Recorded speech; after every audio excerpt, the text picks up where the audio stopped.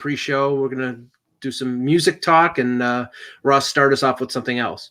All right, so let's talk about the NFL and the impending labor strike in 2021 after that season, because the NFL the PA keeps sending out these emails that keep ending up on Twitter for the players on how to prepare for the eventual work stoppage. So it's not even like, hey, there's a chance. And then I'm not saying the wording says it's going to happen, but when you send out this much information ahead of time, you know that it's going to happen. So anyhow, it got me thinking. I wrote an article on Sportsology, people could check it out, about the 87 strike.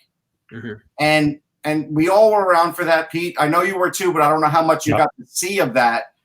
And I went to one of the games. Oh, you went to one of the strike games. Fantastic. Yeah, right. It was awful. Yes.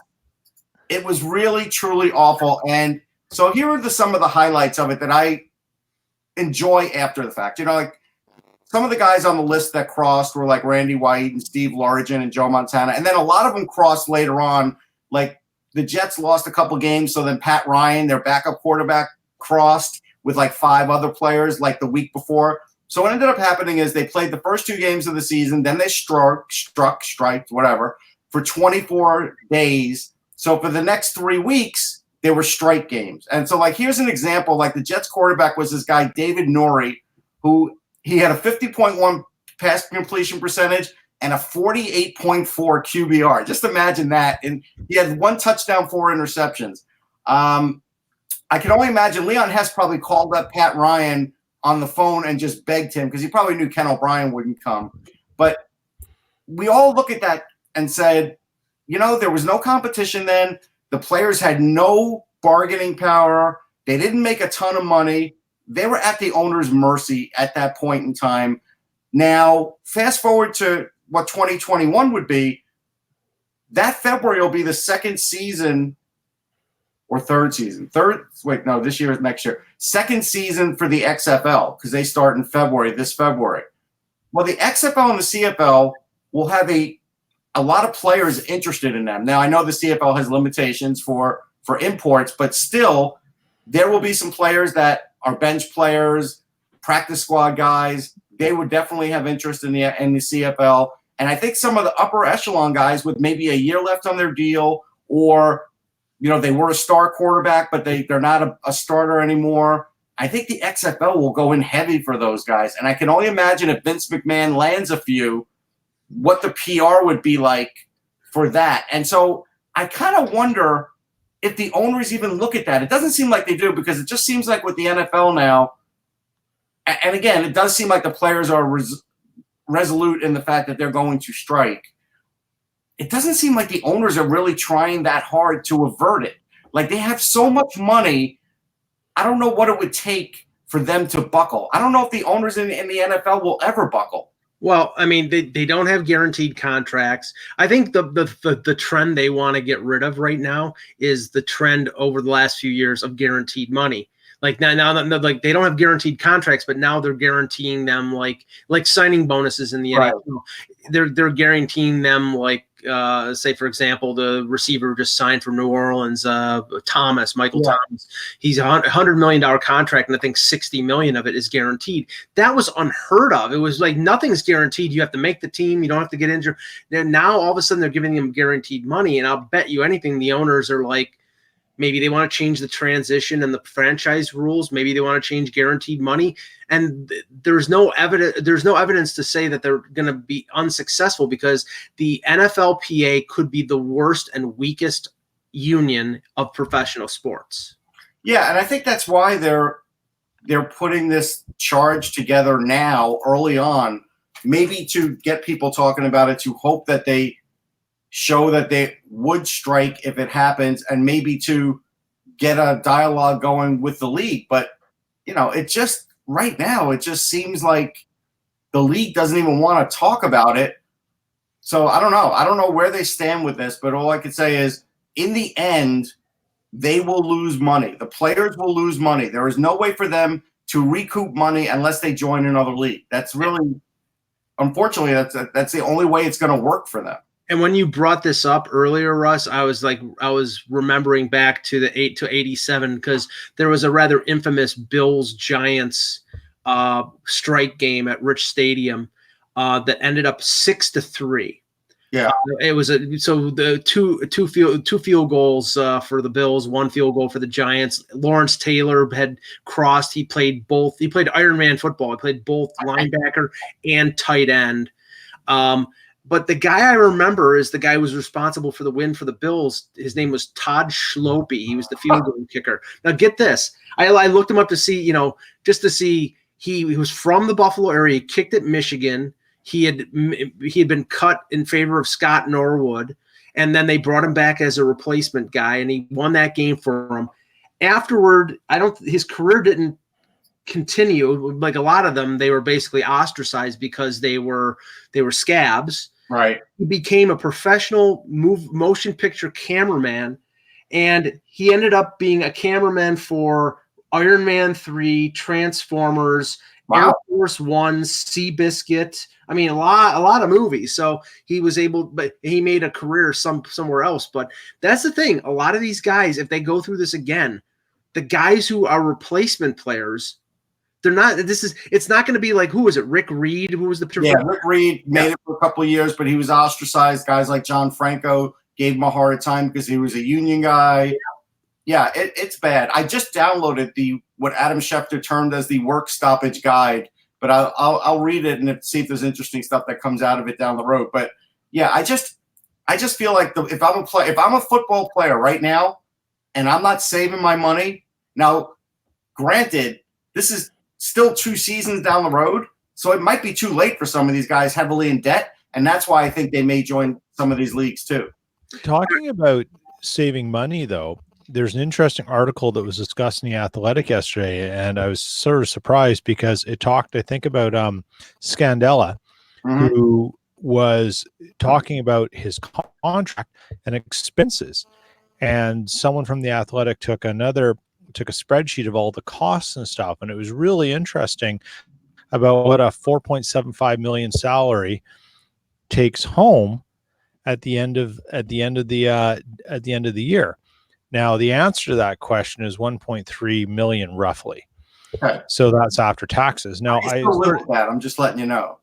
Yeah, it was a very interesting article, and I think the gist of it was that he was very forthcoming on how he learned about managing money, and from when he used to have $300,000 in his checking account to not thinking about it and how to do things. And he says it's really easy to sort of live with like when you're in that cloister group of your teammates about where you spend money on and being frugal, and how he learned to be a little more practical about things and not thinking you can always buy something. I think some of the information there was very interesting. I don't know if it's entirely accurate, and I think they completely screwed up how to do the taxes, because I looked up the taxes and how you're taxing in the United States, and a marginal tax rate is taxing at different rates at different levels of income above and beyond. Right. So they completely blew that out of the water, but they didn't include all the entertainment taxes that players have to pay throughout the year in different areas. So it's probably not off. It just wasn't right. No, the biggest thing, and I remember learning about this, and again, tax talk. I mean, we got to get off of this. Like baseball players, they get taxed in every city that they play in. Yeah. So, and there's all sorts of things around that. So I don't want to talk about the taxes of it all, but when you say save money, this is the biggest thing, is that your debt, and I think there's always going to be the argument around the fact that, well, they need to make as much as they can as fast as they can. And absolutely they should, particularly in football, which is a very violent sport.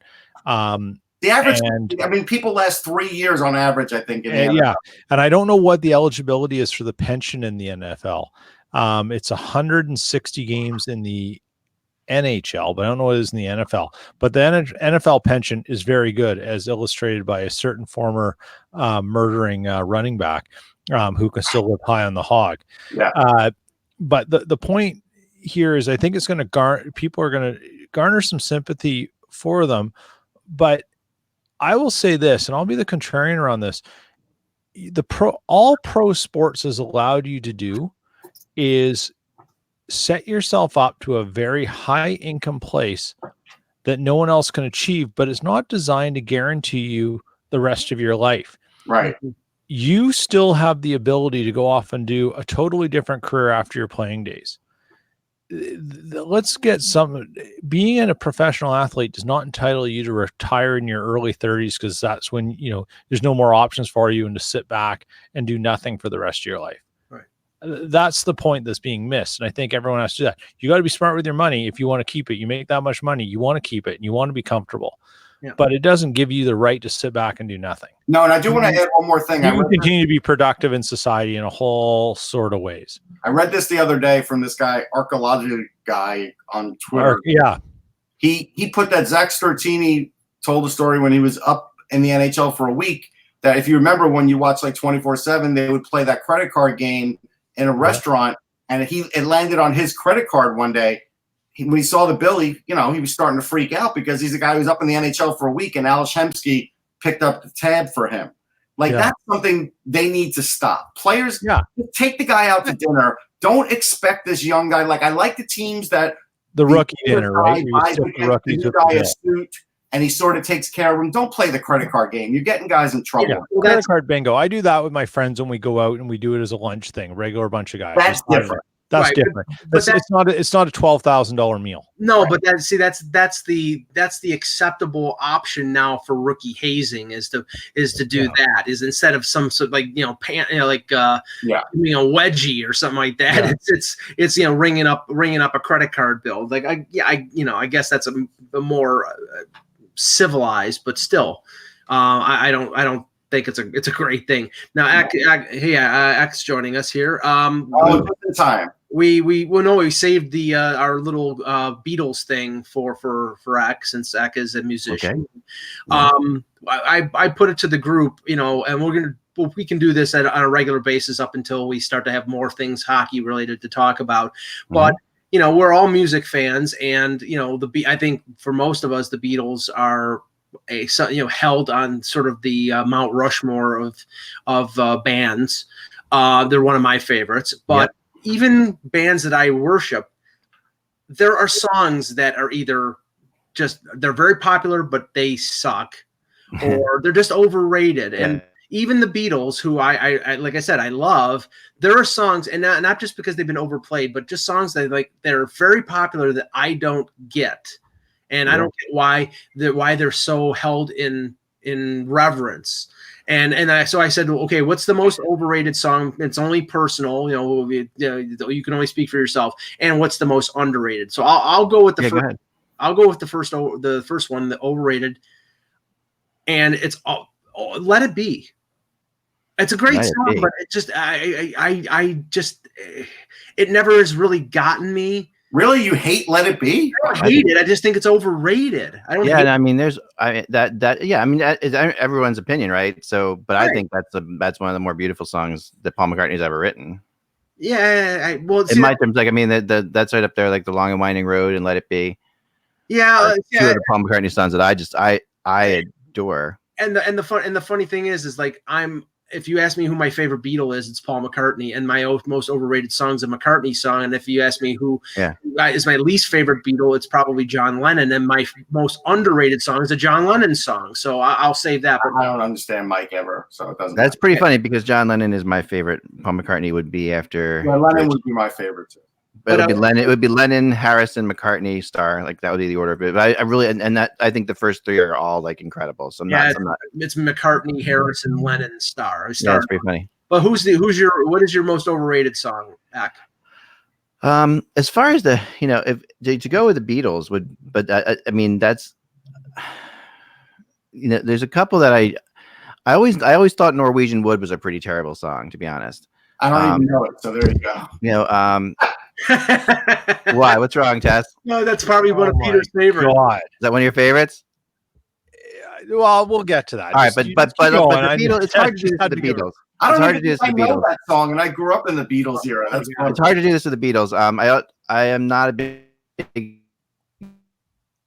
Say that I think the most famous hit song, in my opinion, that is ridiculously overrated is "Satisfaction" by the Rolling Stones. Well, no. Let's stick with the Beatles. No, we're sticking to the Beatles. Okay, all right, but I just think that song. I mean, we can That's stick, fine. That's a different day. So sticking with the Beatles. Overrated. Yeah, I'm gonna go with So Norwegian Wood is your most overrated. I go with Norwegian Wood or Day Tripper. Those are the two, actually. Okay. I can get on with Day Tripper. Okay, Peter, most overrated. Okay. This one's a little tough. Because I think a lot of their early stuff is lovely and amazing, but it's really not the meat and potatoes of the band. So you could have a lot of overrated things. But I actually think like, any of the little, the 2 minute 30 second. Yeah. Like A Hard's Day Night, Can't Buy Me Love. That stuff's all overrated. Right. But if you want to get into underrated. Okay, so you're saying that's your overrated is Can't Buy Me Love. Yeah, Can't Buy Me Love. You can pick a number of them. Whatever. It's a part of their evolution. I understand it. Yeah. But underrated, you've got to go in and look at some things. And I think underrated is definitely Dear Prudence. Oh, you mother! That's mine. That's mine. Dear Prudence. That's my underrated. And I also think you have another one that, like, there's a lot in there, particularly on the White Album. But Everybody's Got Something to Hide Except Me and My Monkey is another awesome song that people don't often talk about.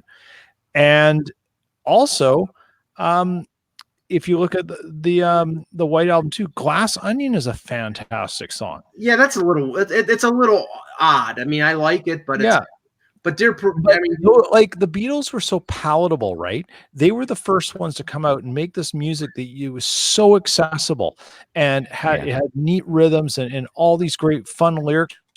But then when they diverged off, people, like, there's great stuff, but they weren't screaming, like women weren't screaming in 1969 to 70 going, when they're all there, because their songs weren't the same. And that's where they went from. All right, so overrated first. Overrated is going to be Something, and I'll tell you why. Oh, every bar mitzvah overkill that I've ever been to in my life, every hack band plays that song for the dance, either for the mom or the dad, depending on the event. Probably one of the more timeless songs that Beatles have. Honestly, like as far as like it could be released right now and be popular. It's like one of those goopy garbage. That's what it is. Good call, Russ. Thank you. The underrated, I'm going to go with Back in the USSR, because I think the guitar work on that actually is better than what I always would expect from the Beatles. And I think the lyrics are really catchy. And anytime I hear that, I really just feel like, you know what, it's a timeless tune. And the drumming is really good. And the drummer is not Ringo. Right. It's Paul McCartney. Right. I didn't do my underrated one. Okay. So my underrated one, I have two of them, but one is probably one of my favorite all-time songs, which is "Turn Off Your Mind, Relax, and Float Downstream," which is with what is it called? Within You, or is it Within You or Without You? No. Those are the two John Lennon songs. Turn Off Your Mind, Relax, and Float Downstream. No, that's Day in the Life. No, it's not. No. Shoot, what the heck? That's terrible. I know that. I mean, I listen to the song all the time. It's so funny that I can't think of it. Turn off your mind, relax, and float. Maybe someone in the chat room knows it. It is not dying. It is not dying. Anyway, Tomorrow Never Knows. Tomorrow Never Knows. Thank you. Which was covered by Phil Collins on his. Yeah, that's one of the most underrated songs, and one of the really dorky songs that I hated when I was a kid, but I like now for some reason, and will friggin' get stuck in your head because I've been working with my son on some projects this summer that he's doing, and we listen to nothing but the Beatles all the time when we do that through Alexa, and this plays constantly. And that just gets friggin' stuck in my head is Rocky Raccoon, which is like a totally, which is a much better song than people give it credit for. Because when it first came out, when I first heard it as a kid, I'm like, what a goofy song. But actually, there are parts of that song that will get stuck in your head forever. Yeah, I'll tell you one of the hookiest Beatles songs I think there is. The bass line for Paperback Writer gets stuck in my head. Yeah, the continuing story of Bungalow Bill is another one. But if I had to choose one other than Dear Prudence, it would be Taxman. But I will tell you, my favorite Beatles thing, and it's funny because my wife hates it, is Yellow Submarine, because I was of the age when I could watch that on television every week, and they would gently try and brainwash you with the Beatles music. But the animation of it was great. But my wife hates the Blue Meanie. Like, she's still scared of the Blue Meanie. But I liked the whole thing. I liked it then. I like it now. I bought it on DVD. I for whatever reason, maybe I was brainwashed, but I still do like that. Now tomorrow we'll do the Stones, and we already know it acts overrated. Yeah. Well, I think the Stones in general are the most overrated band. In the history of time. Well, you know what? I mean, I hate to agree with you, but We got to get with the show for 20 minutes in. Sorry, yeah. Here's a question for you, and you can answer it tomorrow. You've got to take this writing duo's songs. You can't take any solo work. You only take the songs they wrote together. And that's your desert island music. Who do you take, Lennon McCartney or Jagger Richards? Lennon. There's not even. It's not even close. Oh, you'd be slicing you wouldn't make it a year with Lennon McCartney. I wouldn't Can I throw one last thing too, which are the two worst songs? I wouldn't make it a week with Jagger Richards. I know you're a big. We're gonna get going, but I do want to say this: without you is another John Lennon song that's phenomenal, which Thomas puts up, and then that was the other one too that I like. But the two Paul McCartney songs are two of the worst songs ever written. One is the worst Christmas song of all time, which is Simply Having a Wonderful Christmas Time. The worst Christmas song ever written. Do you agree with that, Mike?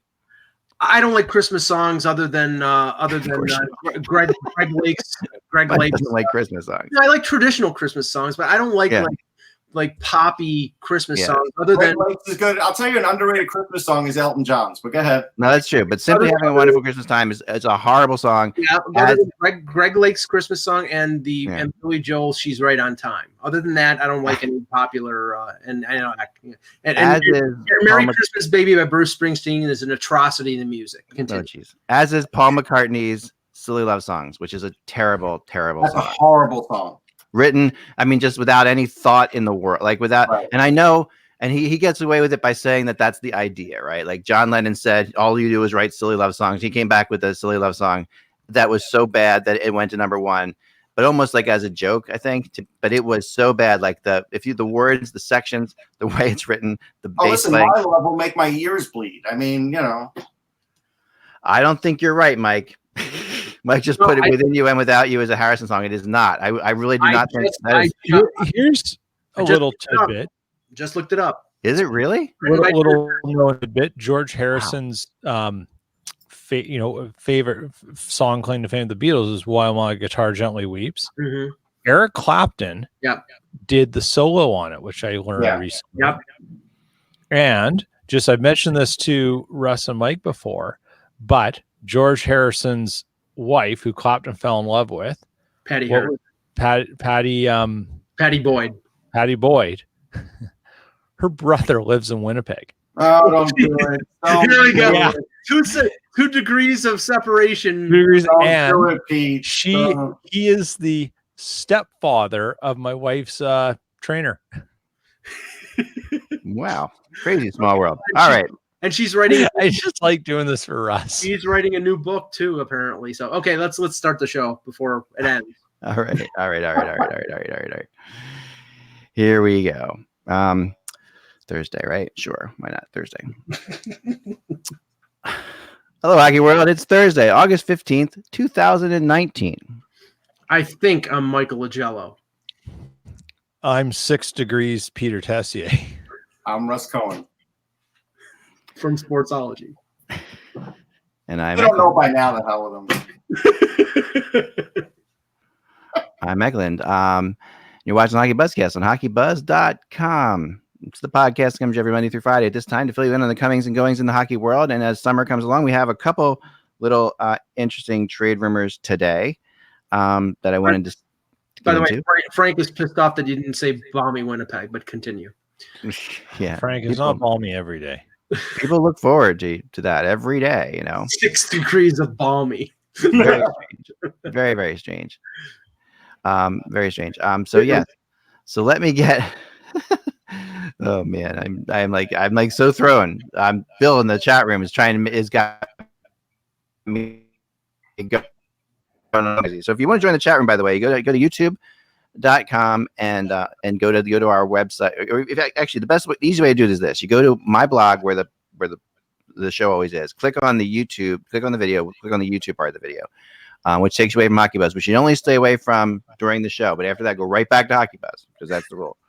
And in the YouTube part, you'll see that you can actually there's a little chat room on the right hand side. You can join in, and we talk with these folks throughout the show, and they help. We take questions at the end of the show. So the big thing today, though, I get a call last night, and once in a while I get a call from someone that just kind of baffles me. But it's such a good source that I have to listen to it. Like, it's one of those things that if someone texted me this that I didn't know, or someone emailed it to me, I would be like, what an idiot. Does they really think I'm going to put that up there?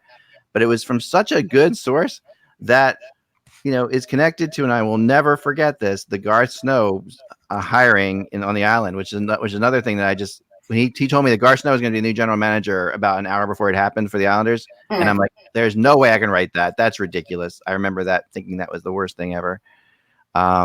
So yeah, that was this guy comes in last night and says he hears that there's a good chance that Lundqvist will not finish the season as a Ranger.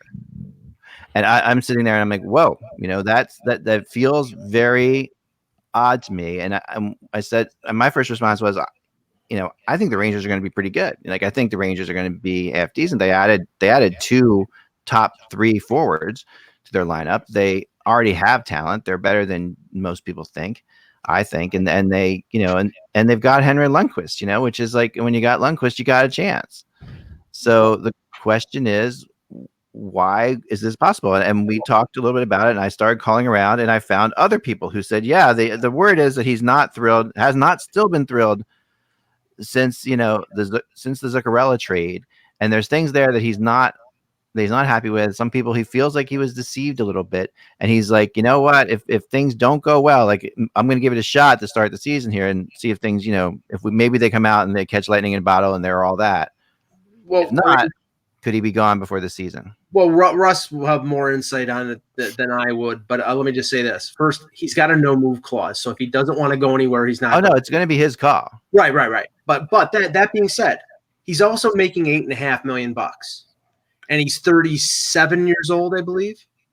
I don't see a team taking him unless they retain a lot of salary. So those are 2 rather big hurdles. But is anything, is it impossible? No. But Russ, go ahead. Well, I mean, I only have insight for what I've seen of him as a player over the years. Yeah. Like, we don't go clothes shopping together. That's pretty obvious. And we don't hang out. But what I've always taken, both beautiful men, Russ. Don't sell yourself short. Dreamy boy. What I do, we'll get you on the show now. That was the final barrier. Actually, I found out it's Friday nights. Why would I do a Friday night 10:30? That's ridiculous. I'm not doing that show. No way. Go continue. Okay, we'll keep with the non-invite. The biggest thing with Lundqvist is, I think he's not thrilled, but I also think he's loyal to the organization.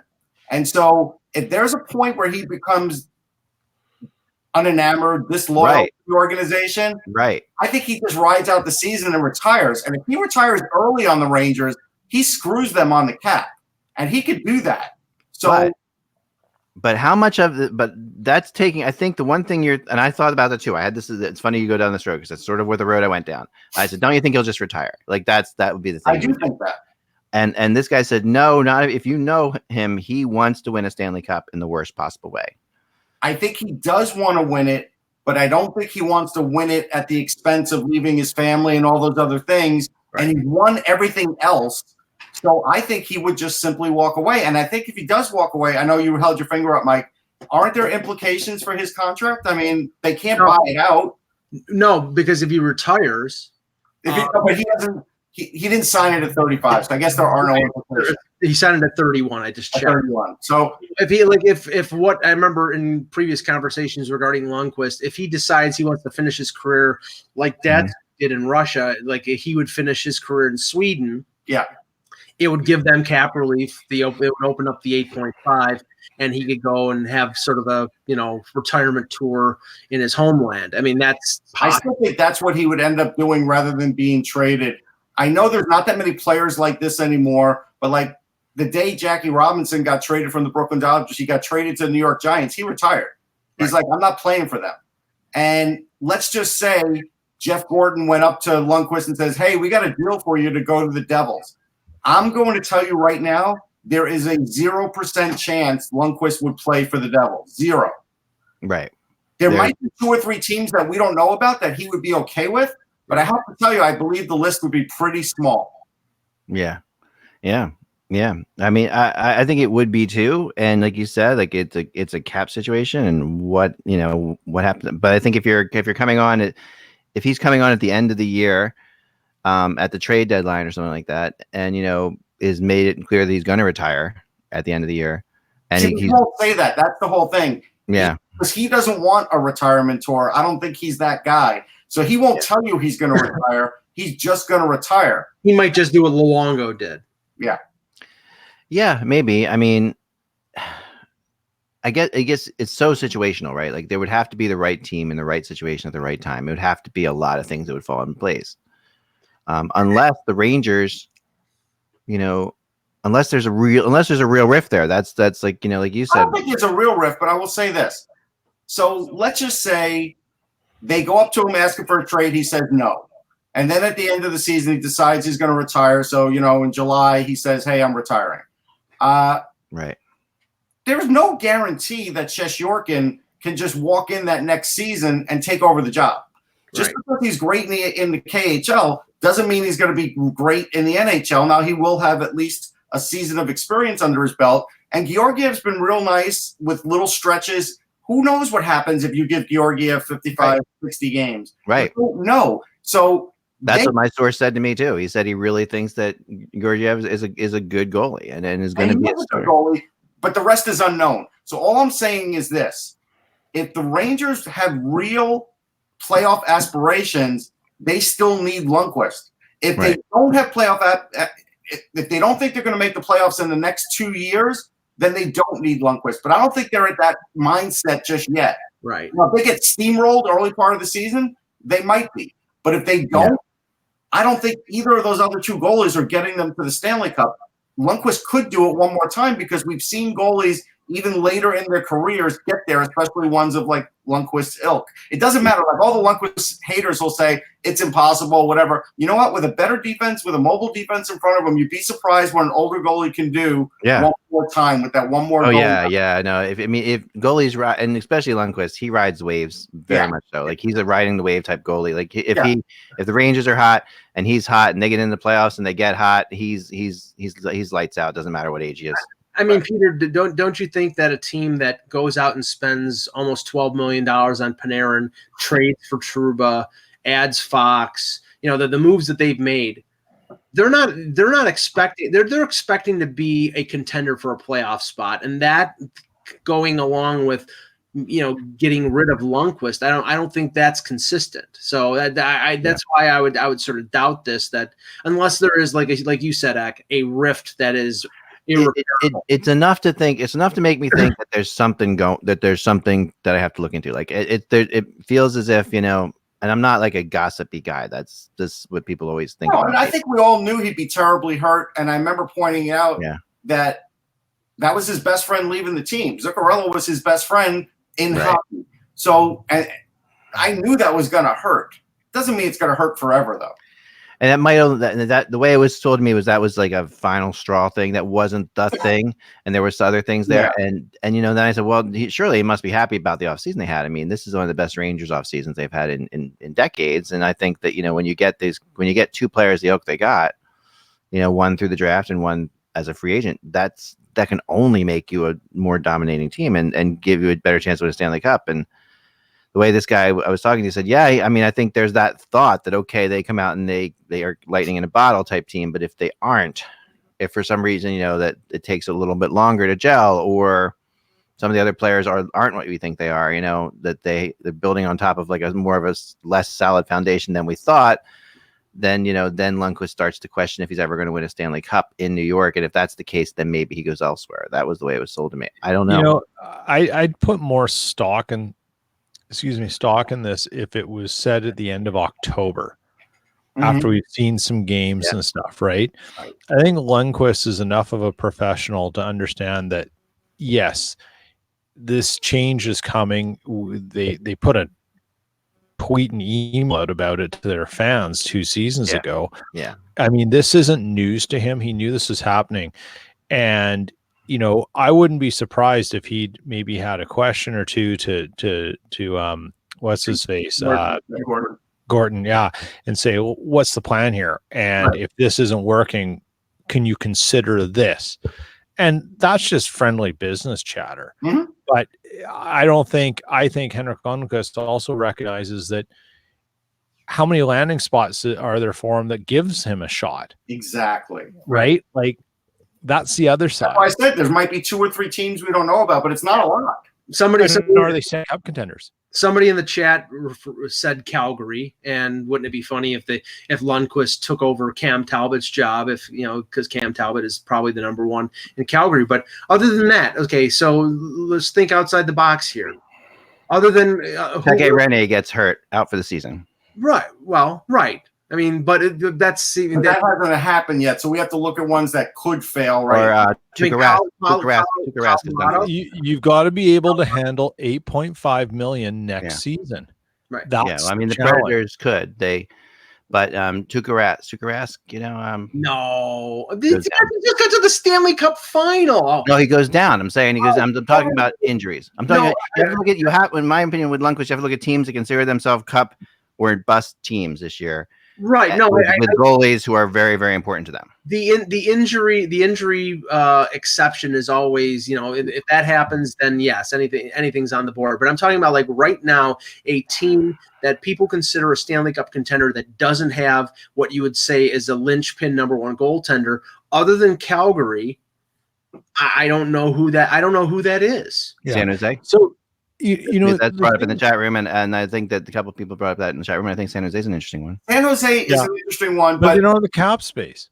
Right. They don't have the cap space. B, yes, he's friends with Erik Karlsson, but C, is he going to want to go to California even just for half a season? I don't know about that. So here's the thing with Lundqvist is he has no movement clause. It's ironclad. Right. He's got to approve anything. Yeah. Just because he waves it once. This all has to be. Well, right. He tells Gordon, get me out of here. And they find a way to get him out. Then it doesn't work. Then he's sitting there going, I'm in a place I now have to, that I don't want to be in on the last year of my contract. How am I going to get to where I need to get? I have to be totally open. And then he's got the team over a barrel. Like, because who's ever trading for him isn't going to pay the full freight because they know he's going to control where he goes. Yeah. This isn't a great situation for him to be putting this out there now, unless it is one of those situations where there's an understanding that they'll work to it. And remember, this is almost the same as Luongo. Yeah. This doesn't necessarily have a happy ending. Well, I don't think he's putting it out there. I think this comes from just remarks he's probably made in practice, and some player told somebody somewhere. And so, but these are things that we all knew would crop up. I don't think you have to be a genius to figure this out. No, I think this comes more from. I mean, I'll tell you where, because it came from coming from me first. Then it's, but before me, it's coming from other GMs actually. So it's coming from that they realize that Lundqvist is in the game a little bit, which is something that is surprising to them. Okay. The question I have, though, is how important is Lundqvist's legacy in New York, and would it be tarnished if he goes someplace else late in his career? I mean, I know that Eddie Jockman didn't have a chance because the Rangers were the ones who initiated that. Right. Did him going to Detroit at the end of his career tarnish his legacy in with the Broadway Blue Shirts? And I don't think it did, but he had no choice. Here, Lundqvist would be choosing. He's under. If he wants to stay a Ranger, he can stay a Ranger for the rest of his career. If he leaves, will that be a mark against him? No, I mean, look, Andy Pettitte went to the Astros. Yankee fans still love him. Then he came back. Then he came back. Well, whatever, but he still left, is my point. Yeah. Yeah, I mean, I think that Lundqvist at the end of the day will stay a Ranger. I do think that's going to be the case, and I do think that he also, if he has, he's a different kind of player in terms of he may have a problem with the organization, but at the end of the day, he really does love the fan base. I will tell you this. I believe there is something that he really likes about that organization and being with them for his entire career. Right. And even if John Davidson were coming up and trying to, push him out, let's say, because he didn't like his play or he felt like it was best for the organization to move on, I don't think he would be I don't think he'd be very willing to help them out. I just don't. Now, something that we talked about at the end of the show yesterday was the trade of Adam Ernie to Detroit. I said it would take 3 days for them to get the contract signed. It took them probably 3 hours because he already signed a 1-year deal for $1.05 million. Great deal. It's a hell of a deal.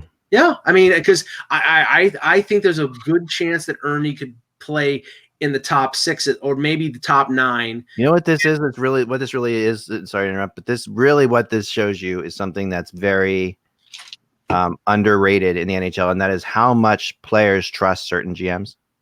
Like this is this is a case where Ernie goes there, Yzerman's there. He's not signing that deal in Tampa. No. All right, so he goes to Detroit.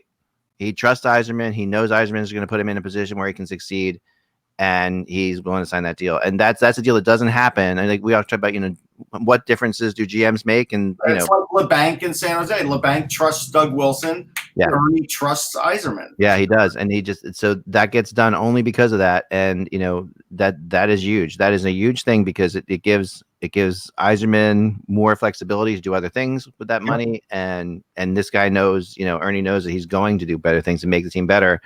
Yeah, and that's a huge thing. He'll get his payday. He knows that. Yeah. Let's talk about Kevin Hayes a little bit. Yeah, let's do that. Go ahead, Russ.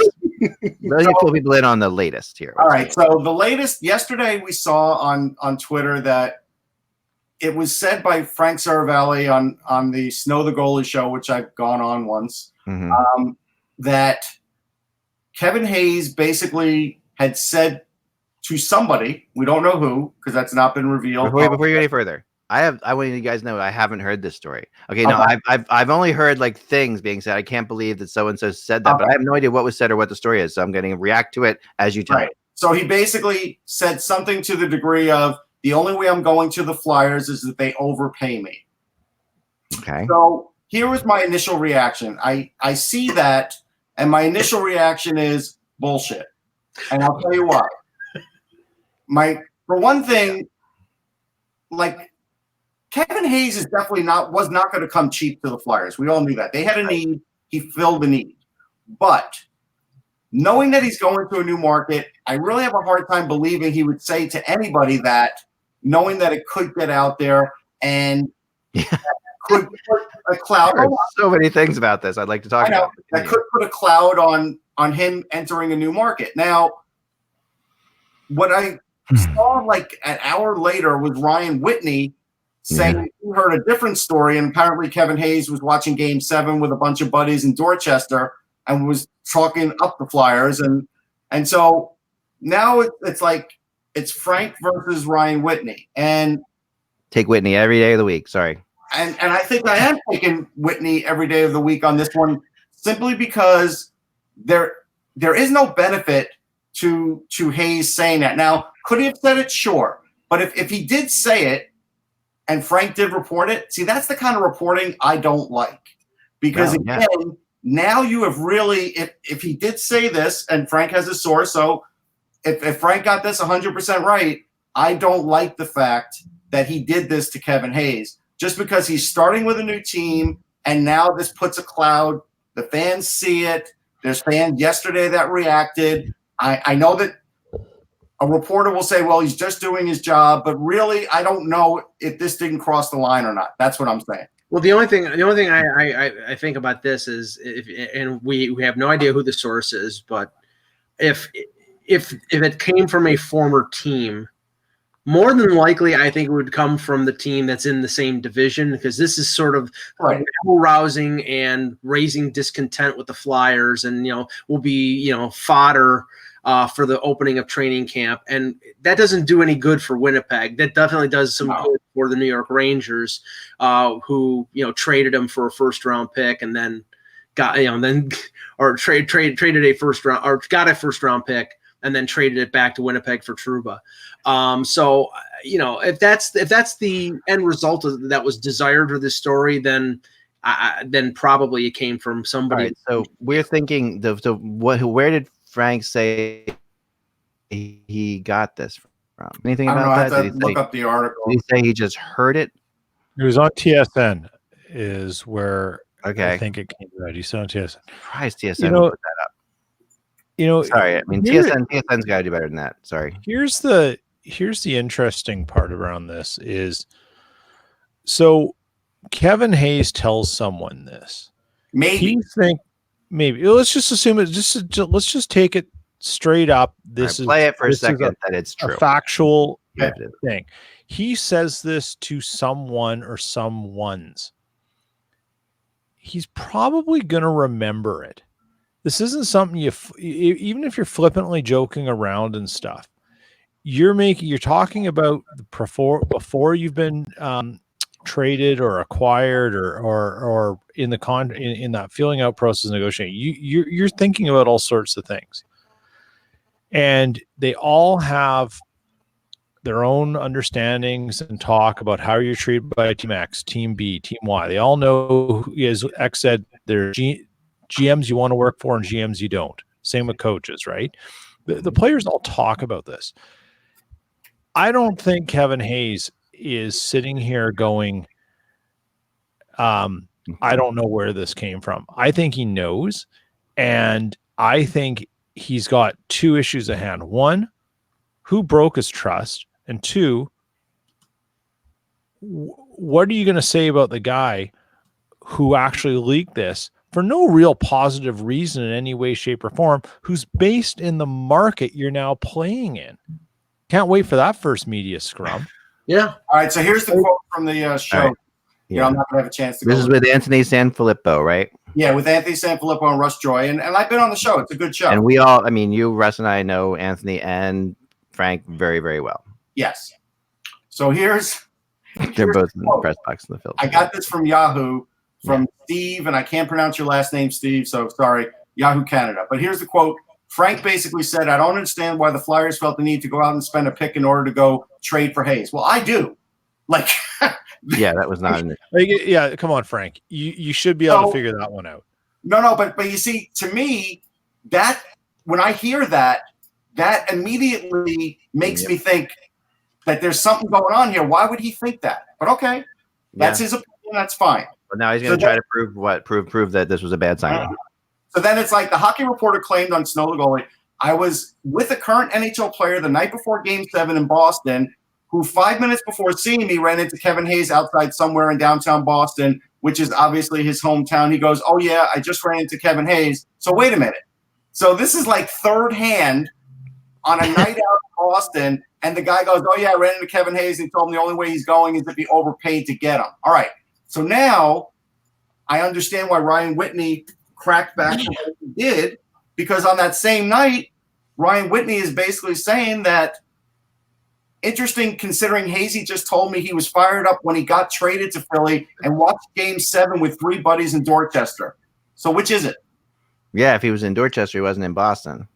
Yeah. First off. Secondly, I mean, they're close, but they're not. What if that was Jimmy Hayes that said it? Would the guy who gave this information to Frank know the difference? I mean, I'm kidding, but I'm just saying when you hear something third hand like this. Yeah, here's the thing about that, and that's here's the thing about that. Frank cannot.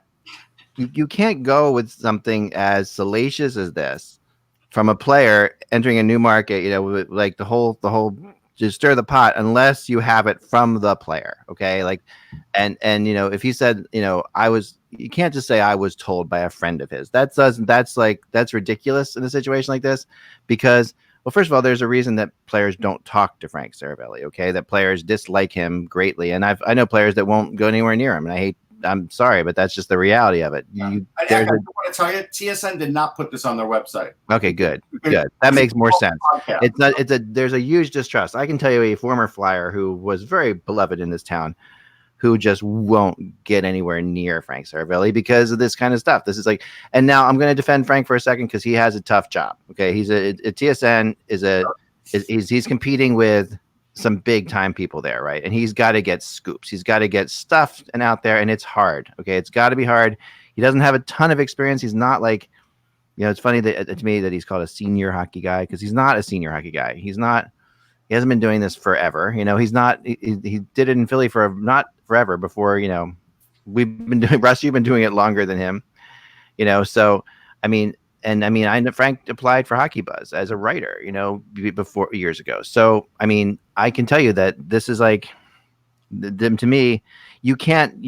This is why players will dislike you. I think this is an attempt to like raise his profile, or he just thought he could get away with. He was like shooting the breeze with Anthony, because this other thing is like, you know, Anthony and him were two kind of like, you know, guys who love to get scoops, who love to shoot the breeze and stuff like that. And he's not really considering the fact that this is going over the air and people are going to write about it. Like, and in that case, he could just be, you know, it could be true, it could not be true, it could just be like, you know, shooting. It's who knows. But I think it's crazy. It's crazy irresponsible. It's really will affect him and the Flyers in general. You know, the Flyers won't like this at all. This is the kind of thing a team. Oh, absolutely not. Yeah. But I'm not even doing this for the Flyers' sake. I'm saying I wouldn't do this to any player. I wouldn't. Yeah, no, yeah, I would never. No, not even a player. I mean, I've had players that I really disliked, or people that I disliked. The easiest thing for Hayes to come and do. The easiest thing for him to come and do, if he's asked about this when everything opens up, is he goes, "I'm not overpaid," and that puts an end to it. Like, right? Like, and because essentially, if he says, "I never said it," or blah blah blah, it rolls in. If you want to douse this fire, you're like, "I'm not overpaid." And, and we said at you haven't seen me play a game yet for the Flyers. How can I be overpaid? We said off you go. That's a good point. We said at the time of the deal, because they traded a draft pick to get him before July 1st, that, you know, okay, if I was a general manager, would I do that? No, I'd wait till July 1. But the thing is that the Flyers saw that was the guy that they wanted. Then giving up a third, fourth, fifth round pick, whatever, that's nothing. You get the exclusive negotiating rights for a certain amount of time for a player. If you've narrowed your focus and that's the guy you want, then you go out and get him. And then that's what you do. And now, did they pay him more than I thought that he was going to get on the open market? Sure. But we know that the Flyers had a ton of cap room and they could afford to do that. So there are reasons. And we don't know yet. I mean, honestly, until, you know, these other guys are signed, how overpaid he is. Like, I mean, that's the other thing. Like, at this point, the big players of this free agency period have not signed.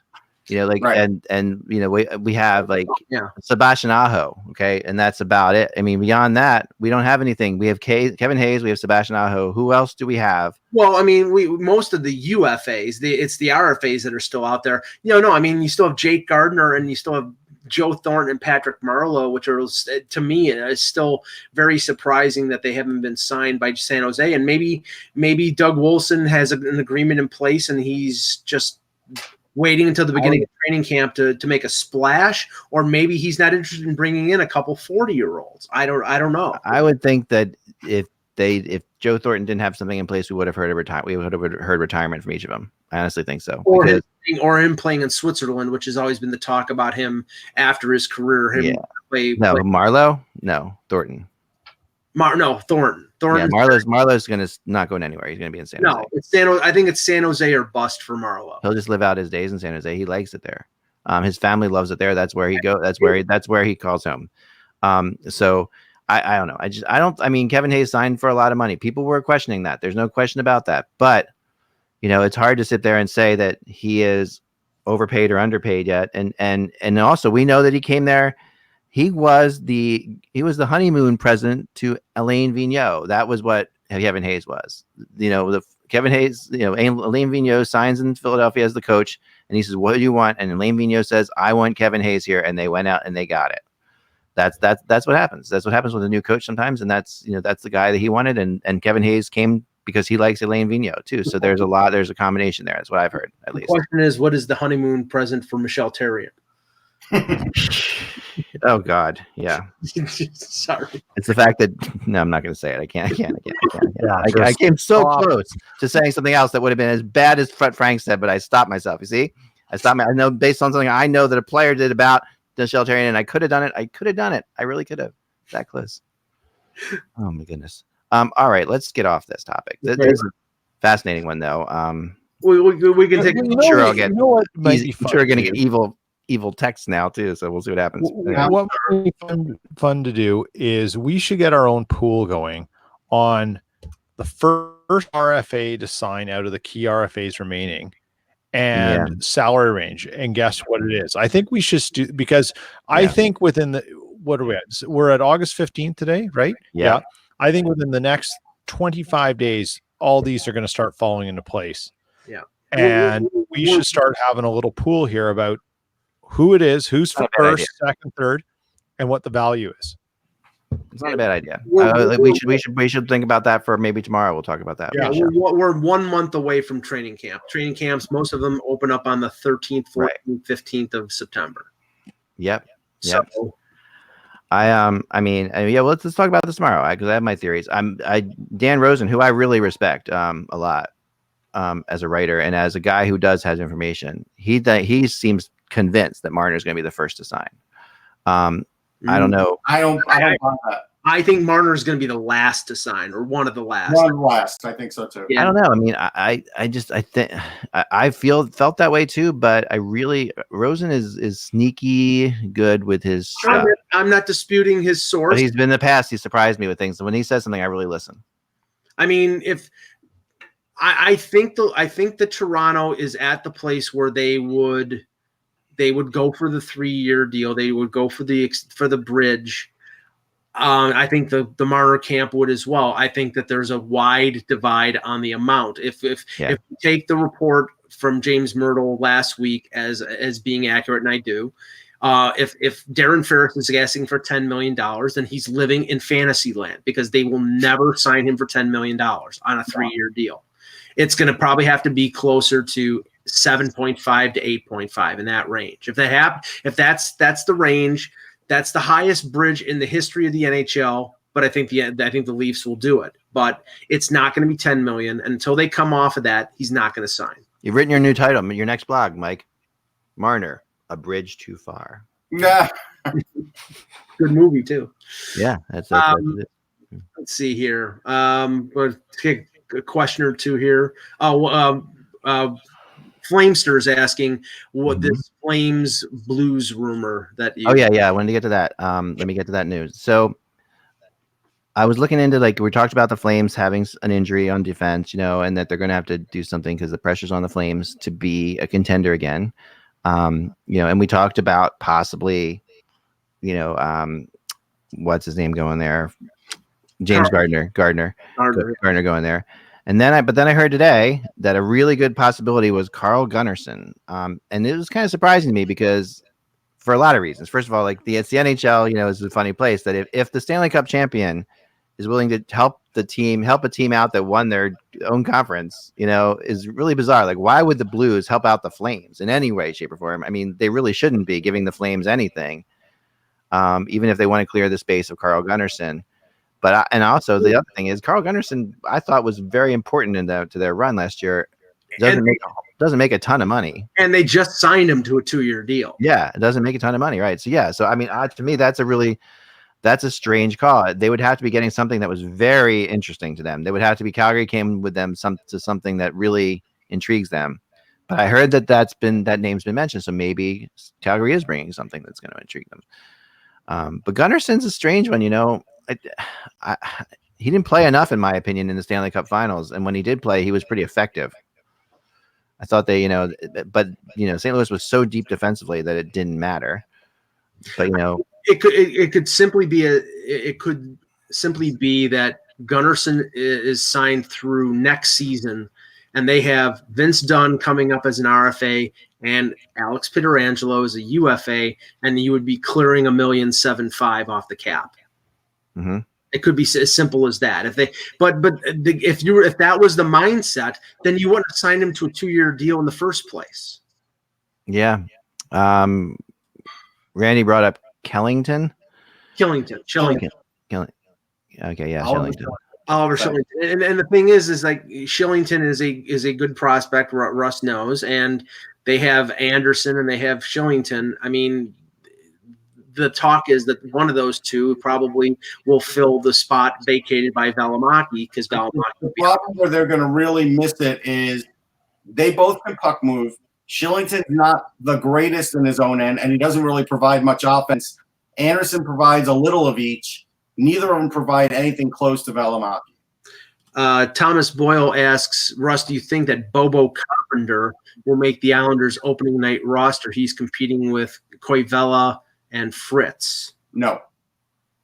Isn't he right out of college? Isn't he just so no. I mean, they've got enough forwards in their pipeline that somebody coming right out of the NCAA, it's a long shot that he's going to make it right away. Although I will tell you that if I have to choose between Bobo Carpenter and Mason Jobst, I think Mason Jobst has a better chance with the Islanders. Okay, interesting. Fresh out of college. I got an interesting little scoop yesterday too that I thought was, and I wanted to touch base on this. The situation with the GM in Minnesota, we know that Hextall interviewed for this job, and for a while I thought it looked like he might be the favorite for the job. Remember that early on he was like the first horse out of the gate. Well, if he was wouldn't he have been hired already? No, he's not going to be the guy. But, were the early candidates. Yeah, he was there, and we all talked about the situation with him being tricky because it would be more of a similar situation, where Fenton wasn't great with the staff. Hextall was known not to be great with the staff because he does his own thing. Hextall is not the kind of, so Hextall apparently in his interview, according to the source I talked to, was very honest with Craig Leopold, and actually said when asked, this is a text I got here. So when asked how he'd sell himself to the organization and fans as different than Fenton, Hextall's response was along the lines of, "I wouldn't. I'm not a salesman," which is kind of a fascinating thing. Give Hexy credit for that. He's right. He's not a salesman. But knowing when you're interviewing this job that's what you have to that you have to do that, you put you definite disadvantage.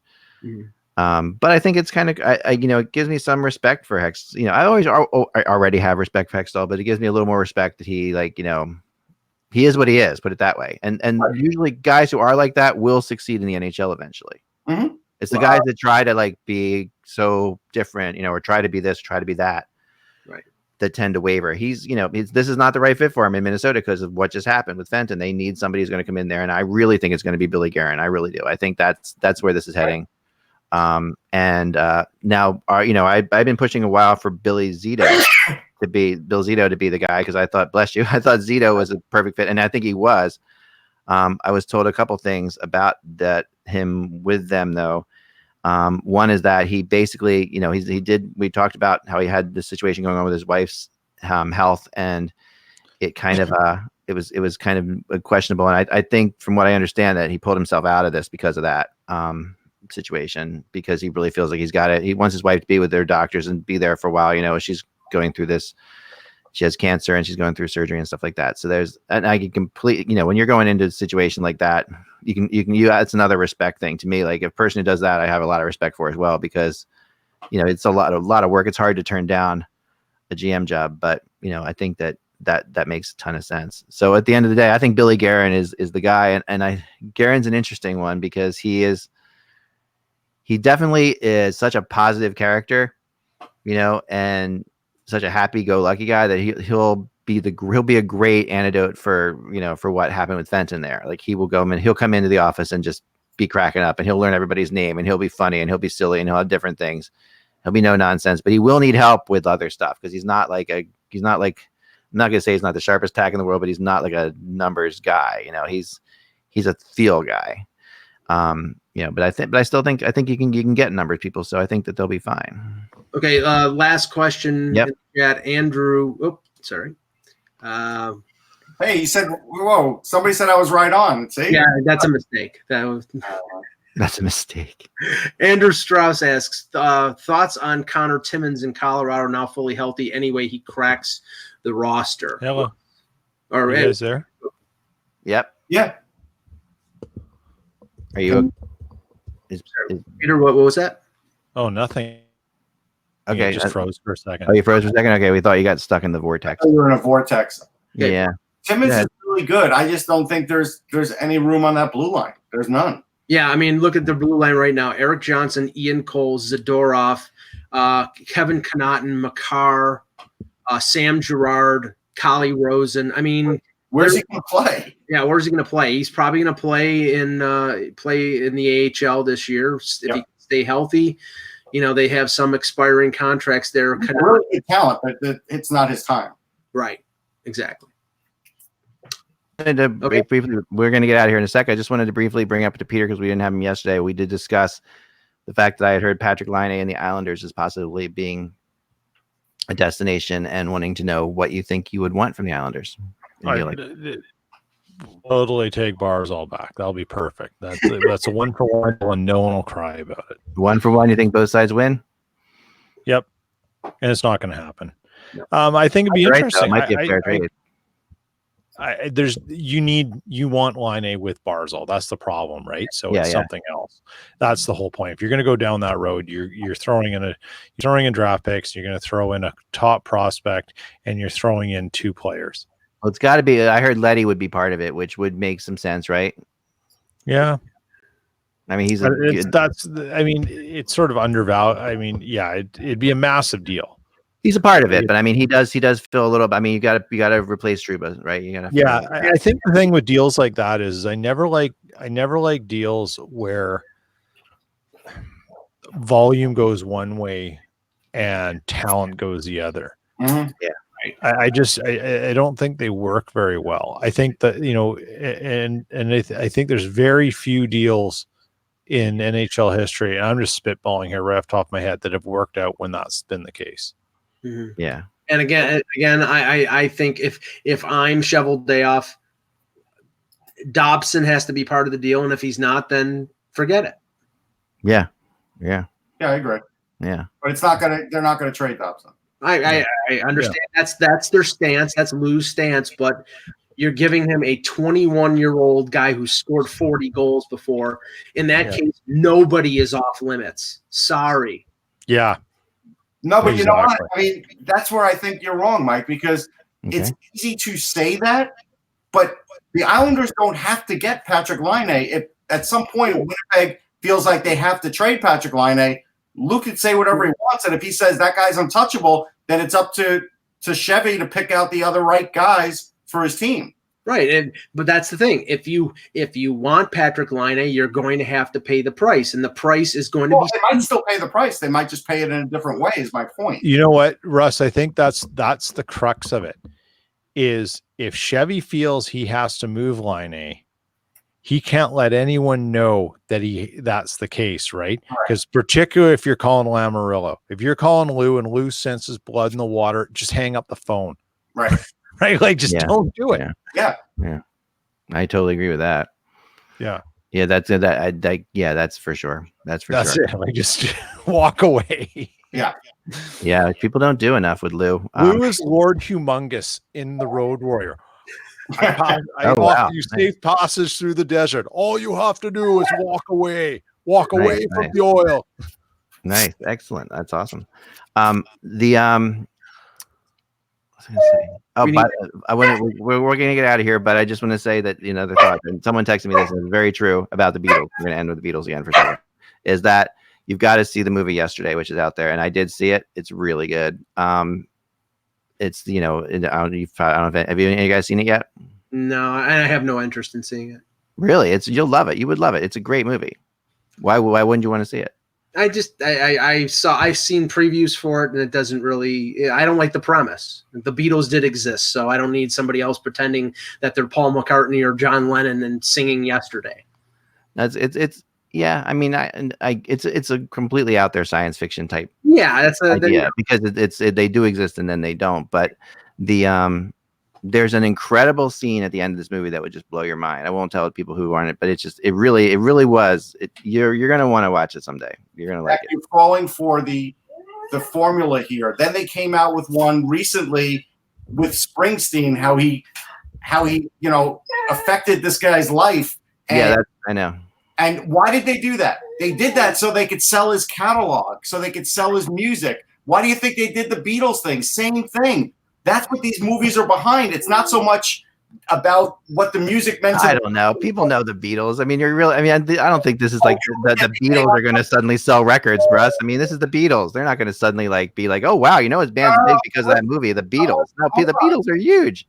Yes, they're huge, but music doesn't sell very well these days. And if somebody owns their catalog and they want to re-spark sales, this is a great way to do it. And go watch the Springsteen thing, and you'll see absolutely. I don't disagree with you with this. You know, I won't disagree with you on that one. But with the Beatles thing, yeah, that's a different deal. You know, the only soundtrack that's been selling like hotcakes recently is A Star Is Born, because it's original songs. Right. Yeah, and if you haven't seen that, you got to see that. That's a phenomenal movie. And Lady Gaga should have won the Did she win the Oscar for Best Actress? She won Best Song. That's it. She should have won Best Actress. Lady Gaga was unbelievable in that movie. I mean, I'm not a big fan of hers, but it was a great performance.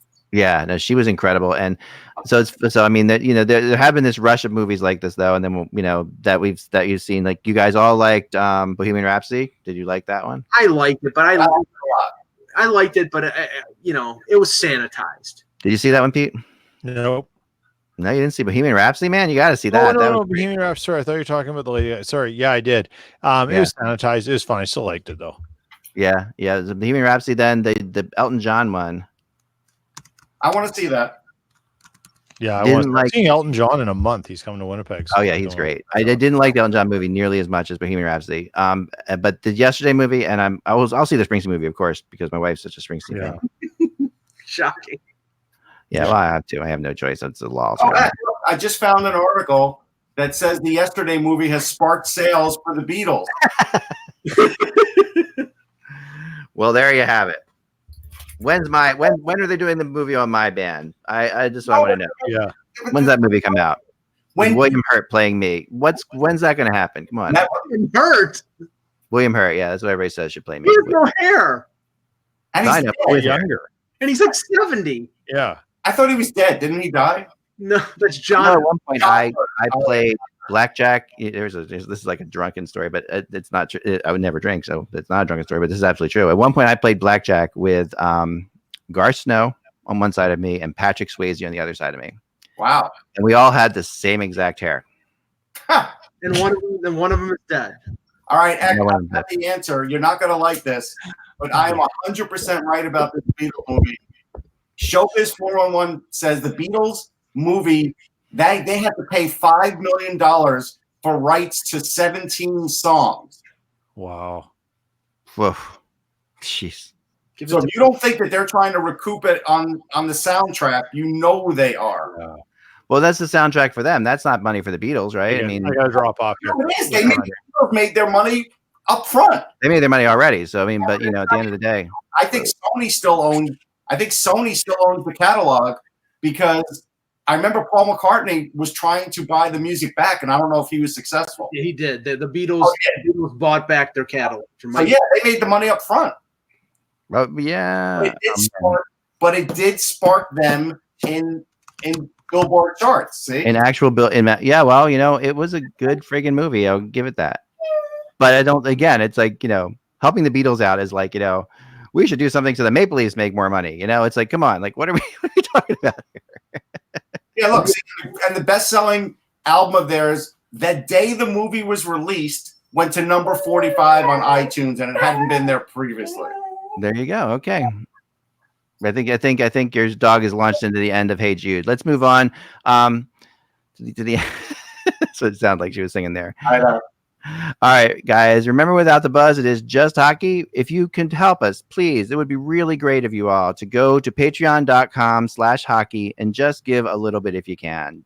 We do this show for free every day. It's a labor of love. Those guys do it for free every day. I do it as much as I possibly can. And, you know, as barring health around here, I'll be here more often. But yeah, a lot of you are starting to do that. We really appreciate it. It's patreon.com/hockey. And you can give like $1 or $2 a month even would be fantastic. It would help us out a lot. And it would, you know, we're going to have some special things on there soon, because Patreon just released the thing today to help put out exclusive videos to your Patreon subscribers, which is make it a lot easier for us. So we wanted to do like some just Q&As with Patreon people. That'll only be on there. So yeah, please help us out. Patreon.com/hockey. Remember that the buzz is just hockey. We will talk to you tomorrow.